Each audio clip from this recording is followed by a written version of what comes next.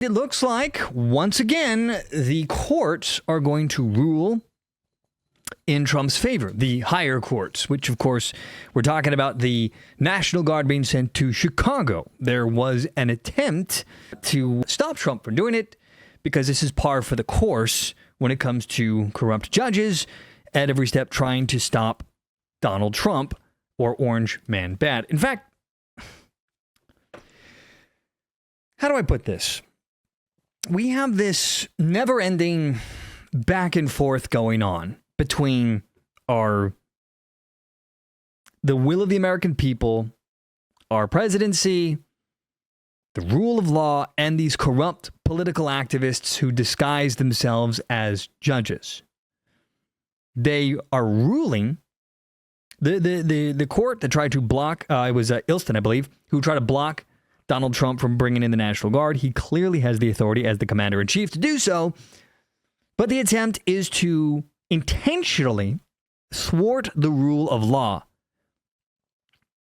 because there's this imperative, there's this need to stop Orange Man Bade, to stop the Mad Painter, the new Mad Painter who likes cheeseburgers, who likes McDonald's. And it's just this never-ending back and forth. The corrupt lower-tier federal judges, they decide, okay, we're going to go ahead and just thwart the will of the American people. Then you have the Supreme Court who will then step in and say, no, we're not going to do that either. Undo what the courts are doing here at the lower courts. And it just keeps repeating itself, and it's exhausting. Court corruption right now has been at a fevered pitch in a way that I've never experienced. I mean, we've known for a long time that the courts are corrupt. But it seems to be at this level that we've never seen before. And it's gotten to the point where it's so common that you've got political commentators out there in the major news networks, even on those from, say, the right, who just kind of treat it if it's just par for the course, as if what is happening right now with these judicial activists, these people pretending to be judges wearing judge robes, as if what they're doing is normal, as if it's anything other than what should be seen as criminal. Because make no mistake, my friends, these political activists are actively working against the law. They're working against the commander-in-chief. They're working against the United States itself. They're working against you and me, and they're working against the Constitution. How else can you interpret these crazy rulings by these judges? Again and again and again, they do this. And so, here we are once again. You've got this judge blocking Donald Trump from bringing in the National Guard to Chicago. It's as predictable as the sun setting in the west, or maybe even rising in the east. But once again, the ruling by this lunatic judge has already been overturned by the Ninth Circuit in a 2-1 decision, which brings us then to this Fox News article to discuss it. This is by Brianne DePishk, I guess. And it reads, Ninth Circuit Court rules on Trump's National Guard deployment in Portland. A 3-judge panel comprised of 2 Trump appointees and 1 Clinton appointee heard the case last week.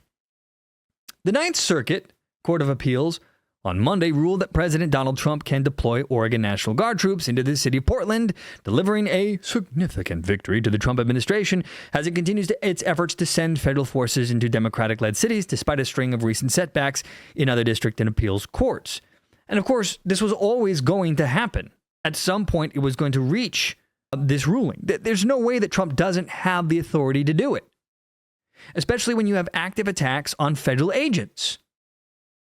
And when you have local corrupt police units, police force, corrupt mayors, governors, doing everything they can to thwart the rule of law. I mean, this takes me back to the 1960s, where you had to have the federal government come in and force the ending of segregation. When you have rogue states like here in Illinois with Mr. Needs a Salad Pritzker, at some point you have to have the federal government step in and say, okay, Time to be the adults in the room. Let's stop this crap. Because if you don't, anarchy is around the corner. Arthur says the SCOTUS Supreme Court needs to make a ruling that applies to all these injunctions. I'm tired of the two-tiered system that allows the riots and destruction, no tolerance. Yeah, well, and they've already told the courts that they can't do, for example, national injunctions. But as we covered just the other day, they're still doing it. They're still going in there and doing national injunctions. This time with the firing of federal employees during the lockdowns.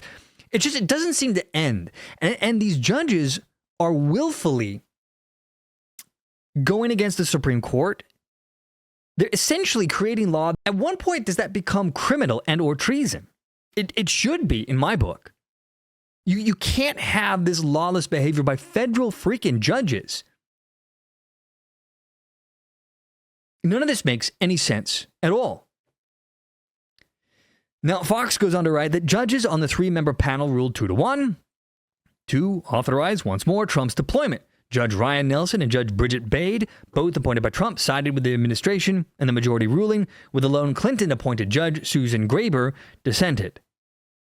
After considering the record at this preliminary stage, we conclude that it is likely that the president lawfully exercised his statutory authority under 10 U.S.C. 124063, which authorizes the federalization of the National Guard when the president is unable with the regular forces to execute the laws of the United States. Can we just say, duh? Yeah, of course.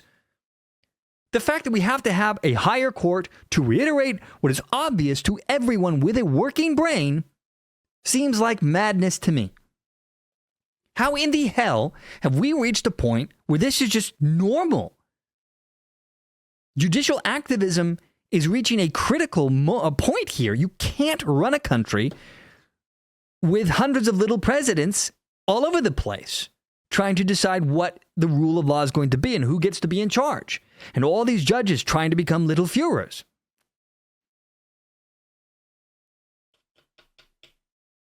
And yet, getting rid of judges is so damn difficult that they just get to sit there and keep rinse and repeat. And they know it. Which is part of the problem. There's no accountability for corrupt judges. Now, look, I understand that you want to have some kind of space in between because you don't want judges to become a prisoner to political whims. You want them to rule on the law. In theory, the judges would just put on their big pointy hats and say, why, yes, who cares about our own political ideology? We're just going to sit here and rule on the rule of law. But that hasn't been the case for at least in my lifetime. Maybe never, but certainly not in my lifetime. Judicial activism has been a problem for decades. What's happened now is because of Trump derangement syndrome, because these lunatics have lost their mind with Orange Man Bad, it's out in the open. You can't hide what's happening here. It's slapping you in the face left and right, saying, hello, hello, court corruption. Now, the move has become a political flashpoint, writes Fox, as protesters opposing his key policies have clashed with law enforcement. Oregon officials and civil liberties groups say the administration is exaggerating the threat. It doesn't matter. When you have people blocking federal agents at any other time in American history, they would have already been jailed. They would be getting prosecuted right now, not tolerated. But for some reason, ever since the hands up, don't shoot hoax, the anti-police movement, the BLM hate groups, the Antifa hate groups, people seem to have lost their goddamn minds with this sort of stuff. It's just so frustrating to watch. It's like, oh, we can't do anything about this. BS. And Trump's allies, of course, are insisting the Guard is needed to restore order because guess what? They are. In Portland, it's been going on, 3 months now? Endless protest, endless blocking of exits of the ICE facilities there, endless attempts to spark conflict. At some point, if these police departments aren't going to do their damn job, you got to bring in the federal government. Now, another federal judge in Oregon temporarily blocked Trump's attempt to deploy troops to Portland earlier this month. This just keeps happening. The Ninth U.S. Circuit Court of Appeals agreed to hear the Trump administration's appeal. meaning it too will likely get overturned. The lower court judge had described Trump's action in her emergency order as untethered to reality, and one that she said risks blurring the lines between civil and military federal power to the detriment of this nation. You just have these judges, these rogue a-hole judges, thinking that they get to be president, that they get to dictate what the law is, no matter what is in the Constitution.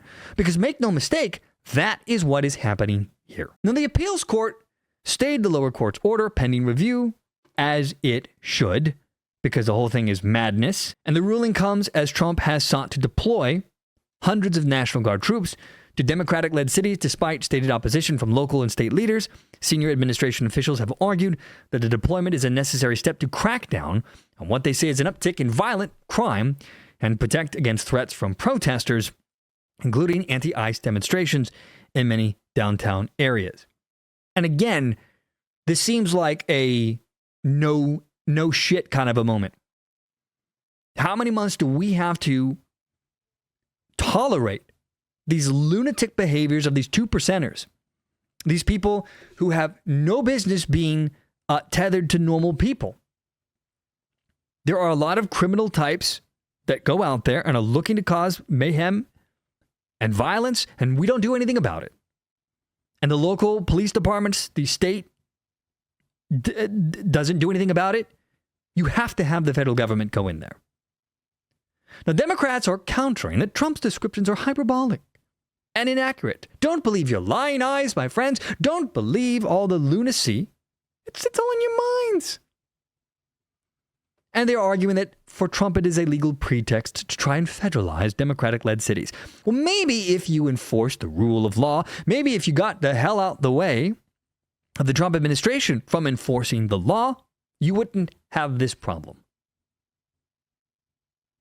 And of course, leftists from these Democrats have used news conferences to highlight declines in violent crime, which I have an article I might get to where it looks like they've been busted altering statistics to make it seem like violent crime is decreasing, which of course should come as no surprise when you can see the violence with your own eyes constantly in 4K. And they are arguing that they argued in the court that the effort to deploy federal troops exceeds Trump's authority as commander-in-chief, which of course it doesn't. It's not even a close.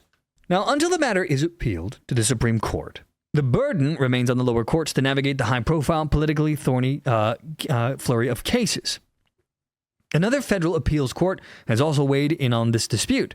On Saturday, the 7th U.S. Circuit Court of Appeals in Chicago partially lifted a lower court order blocking Trump's federal deployment of National Guard troops. Now, the 7th Circuit or Circus Court of Appeals stopped short of authorizing the use of the National Guard and instead allowed them to remain at a U.S. Army Reserve base outside the city, which is also ridiculous and should not have been tolerated. Now, in Oregon, the 9th U.S. Circuit Court of Appeals held about 90 minutes of arguments on the administration's appeal. Trump administration officials argued the troops' presence was necessary to quell mounting unrest and protect against future risks of violence. Judges on the 3-member panel appeared largely sympathetic to the Trump administration, especially the 2 Trump appointees, who noted presidents do enjoy broad latitude to deploy the National Guard because, of course, they do. The number one job of a president is to protect the people and to uphold the rule of law. He's the chief executive officer. He's the ultimate lawman. And when you have rogue states willing to do everything in their power to thwart the rule of law, that's when the president gets to step in and say, go screw yourself. We're going to do something about it. A-Lord says, Insurrection Act, void the insignificant lower courts. I've talked about this in previous streams. I do think we're getting to this point. Watching how Trump has navigated this, because they expected Trump to immediately say, screw you guys, I'm just going to run this the way I want to, I'm going to ignore the courts. I think that was the Democrat Party's belief system when they started all of this when Trump got into office back in January. But Trump and the administration seem to be completely and fully prepared to deal with the Democrat Party in round 2. And so what I think is happening here is the Trump administration is continuing to go through the courts so as to make it perfectly clear and perfectly obvious how retarded and how insidious the left has become. And I think they're waiting for the will of the American people to be so behind him, 10 toes down, so outraged and furious at the obvious insurrection that's taking place within the judicial branch that eventually the American public is going to demand that Trump do something about it. And I think that's when you're going to see the Insurrection Act be used. Now, I don't know anybody in the Trump administration, so I'm just speaking out of my ass. I'm just some guy on the internet. But that's what I think is going to happen here. I could be wrong. Again, I'm just some guy sitting down in front of a camera and talking to you guys, but I think that's what's happening here, and I think we will get there.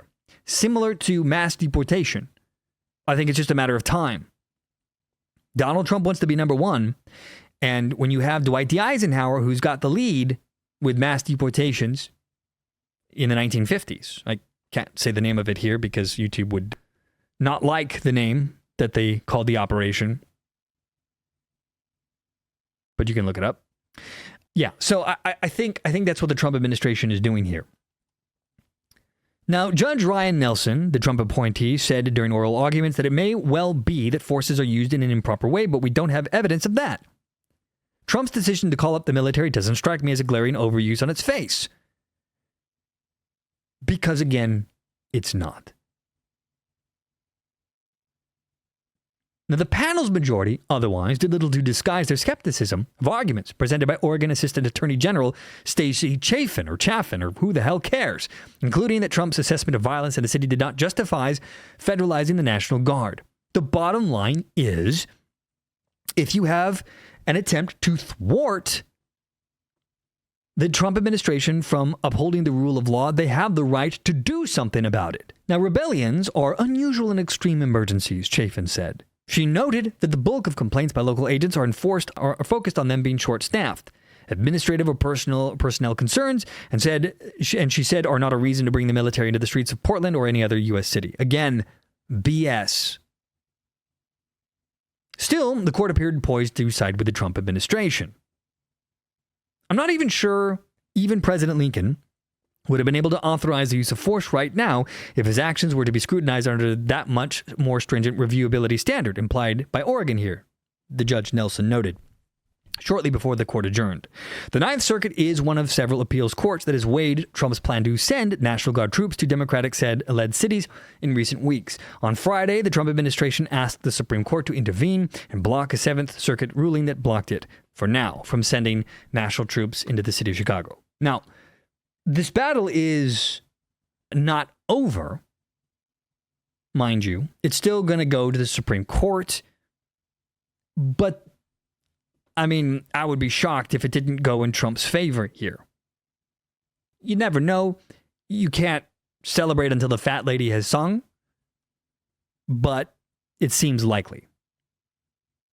So I would expect the Supreme Court, when it does get there, to, again, back up the Trump administration. But the question is, how many times is this going to happen? Spoiler alert, every time. No matter how many times the Supreme Court rules, I think, that Trump can, the next state will be another fight. And it'll just go on and on and on until something is done with these judges. Because you have these violent, lunatic, deranged leftists who have been ratcheting up the hate and attacks on anyone who disagrees with them for so long that we've reached a point in time in our society where it just feels like normality. Like, oh, hey, another violent leftist did another violent thing. How normal. How quaint. Which is enraging that we've even reached this point to begin with. How do we get to the point where these people have lost their damn mind so much so that our society has just sort of accepted the endless hate, the endless violence from these brown shirt wannabes? Why is it that the left, who pretends to hate the Mad Painter so much, and by inference, the Orange Man Bade, aka Donald Trump, why do these people end up goose-stepping down to the beat of their own Nazi drum? They want to emulate the brown shirts of the National Socialist Workers' Party. And they gaslight themselves into thinking that they are the good guys. And they do this by saying that words are violence. And so by having opinions that disagree with theirs, you are hurting them, you are attacking them, you are killing them, which then in their minds allows them to do what they do. But I guess in the end, it doesn't really matter why. The why doesn't really matter. The fact remains that these guys have lost their damn minds. The lunatics on the left, the Antifa types, the Karenocracy, the TDS crazies. And many of them have embraced evil to achieve their ends. The Charlie Kirk incidences, the people celebrating the Charlie Kirk deaths. These people don't need to be reasoned with. They don't need to be understood. They just need to be stopped. Now, maybe there's going to come a day somewhere down the road where we can return to a society where we get to live, where we get to disagree with each other. Remember the good old days when it used to just be which type of government was the way to go? Big government versus small government, more freedom versus safety nets. That was a long, long time ago. It's a dream of better days for sure. Danny writes, I've heard a lot of people thankful the National Guard came to Memphis. The people, the citizens are screaming for the Guard in Chicago. We want the Guard in these cities. Right. I think a lot of people do, especially when you're living in a crime-ridden, filth-stained city like Chicago, like New York, like Washington, D.C., Portland, and others. Los Angeles. You want your neighborhood to be safe again. You want to be able to walk out your freaking front door. But violence is everywhere in these cities. It just seems so crazy that we reached a point to where violence and crime and filth is normalized.